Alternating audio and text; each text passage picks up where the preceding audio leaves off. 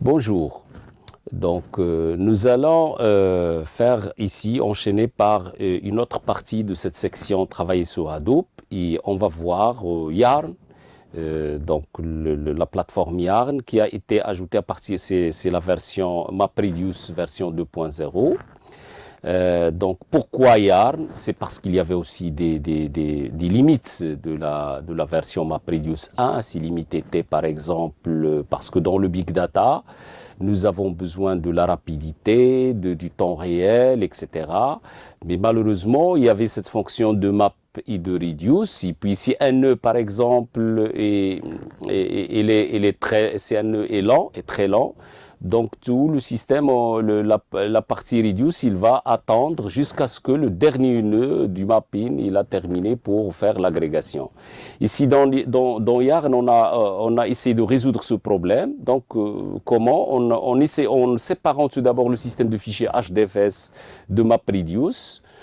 Et donc l'environnement Hadoop il devient plus adapté aux applications opérationnelles. Nous pouvons attendre la fin des travaux par l'eau. Et donc, les clusters Hadoop peuvent désormais exécuter des requêtes interactives et des applications de données en continu simultanément. Et il faut savoir que Yarn, c'est MapReduce version 2.0, mais il y a aussi la version 3.0 et à chaque fois on évolue dans les versions pour Yarn. Les principales composants de Yarn sont le gestionnaire de ressources globales, Resource Manager, qui a pour rôle d'accepter les tâches soumises par les utilisateurs, de programme les tâches et de leur allouer des ressources. Donc ça, c'est les ressources managers. Sur chaque nœud, on retrouve un node manager dont le rôle est de surveiller, de rapporter aux ressources managers. Donc il a de rendre compte le compte ou Resource Manager. Et puis on retrouve par ailleurs une application master créée pour chaque application, chargée de négocier les ressources. Donc pour chaque application, on négocie les ressources qui manquent à cette application et de travailler conjointement avec le node manager pour exécuter, surveiller les tâches. Et enfin, il y a les containers de ressources. Ils sont contrôlés par les nodes managers et assignent les ressources allouées aux applications individuelles. Donc si on fait deux schémas de MapReduce version 1 et MapReduce version 2, qui est le Yarn, on retrouve qu'il y a quand même pas mal de différences. Ça veut dire qu'on a le Resource Manager qui joue le rôle de name node, c'est le name node principal.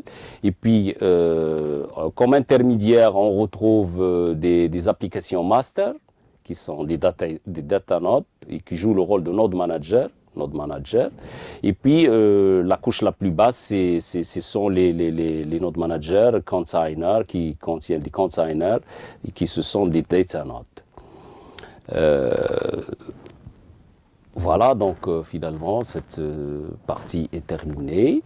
Et à la prochaine, nous allons faire par la suite une application sur Cloudera qui va donc mettre en évidence comment programmer une fonction map et reduce sur une plateforme Hadoop.